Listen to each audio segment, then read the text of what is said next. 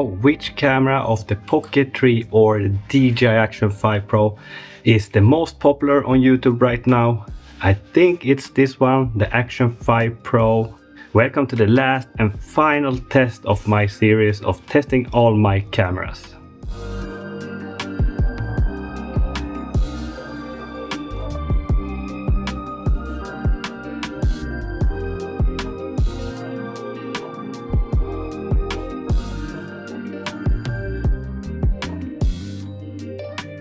Perfect timing to bring out the Action 5, which actually started to rain, so here is where this camera shines.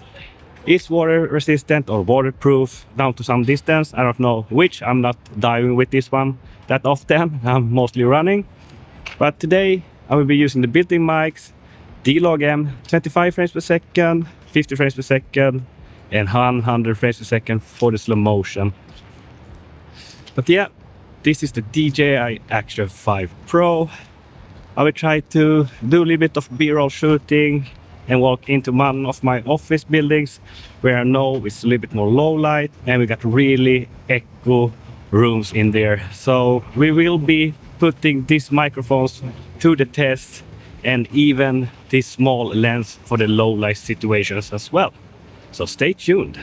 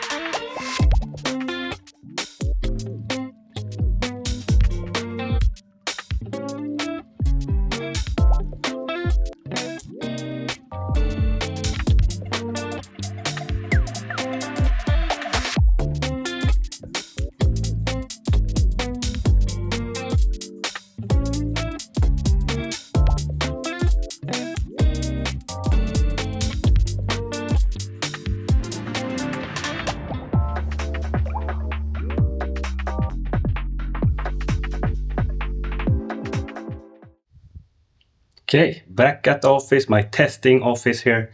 Here will only be one source of light, and that's the window here. The lights behind me will not be lit, and this is the built-in microphones. And you will probably hear a little bit of an echo because this is not soundproof or anything like that. Yeah, so this is Action 5 Pro. Hope you enjoyed the B-roll before these clips. I will take it to a little bit more darker place. This is an action camera. Bear in mind, they are not great in low light, but I have the ISO at max 3200. I think that's the furthest I will be going with this ISO before it gets too grainy. So let's go and test out in a little bit more difficult environment so I can continue my lunch break and eat some food. Okay, here we have it. Same test as I did with the iPhone 16 and the Pocket 3 from DJI. So let's start walking in this alley. It's a little bit darker than with the other cameras, but we're gonna put it to the test. Take a closer look if you can see any jitter, because it tends to get a little bit shaky when it's a little bit more low light with this camera. So let's try to walk in a steady pace here. I'm only using my hand holding the Action 5 Pro, and we are approaching this super dark room right now. It's probably a little bit grainy right now. I'll try to walk towards that window where I can get a little bit of a source of a light. But yeah, this is one of the downsides with action cameras. Even though they are good in low light, it doesn't mean it's good in pitch black situations like this. But this is probably usable videos Or what do you think? I rather prefer a full frame camera in situations like this where I can crank up the ISO and we are indoors, so there will not be any rain on the camera. Okay, so we have tested all my cameras, 4 cameras so far. DJI Pocket 3, my iPhone 16, my Sony ZV-E1, and now the Action 5 Pro. I was supposed to do a DJI Flip, the drone video as well, but I'm considering to sell that before I make a video on it, because I have taken it out twice and I don't feel that I need it as much as I want. So I will probably sell that and buy some better lenses to my Sony camera.